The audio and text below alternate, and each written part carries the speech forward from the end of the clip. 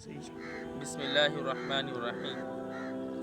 رمضان المبارک کے آخری جمعے کو ہمارے معاشرے کے اندر، میرے ملک پاکستان اور ہندوستان کے اندر اسے الوداع کے نام سے جانا جاتا ہے، جمعۃ الوداع۔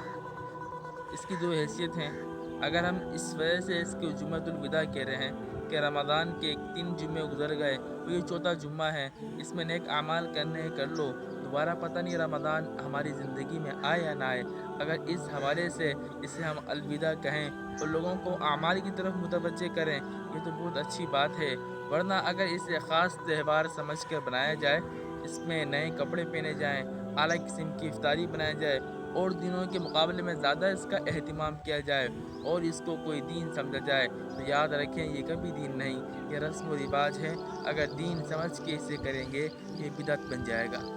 میرے آقا علیہ الصلوۃ والسلام کے زمانے میں کئی مرتبہ رمضان المبارک آیا، اور ہر دفعہ رمضان کا آخری جمعہ آیا، حضور نے کبھی اس کا جمعۃ الوداع کا لقب دینا اور اس طرح منانا حضور سے ثابت نہیں، صحابہ سے ثابت نہیں، اور اس کی کوئی خاص فضیلت نہیں۔ رمضان کا ہر دن افضل ہے، اور جمعۃ المبارکہ وہ ہر دن سے زیادہ افضل ہے۔ اسی طرح اور جمعوں کی طرح آخری جمعہ بھی افضل ہے، لیکن اس کی اور جمعوں کے مقابلے میں کوئی خاص فضیلت نہیں۔ اسی لیے میں یہ درخواست کروں گا کہ ہم جمعۃ الوداع کو اور رمضان کی طرح اور جمعوں کی طرح اپنے اچھے کپڑے پہنیں، صاف ستھرے پہنیں، لیکن نئے کپڑے کے تکلفات کرنا یہ غلط طریقہ ہے۔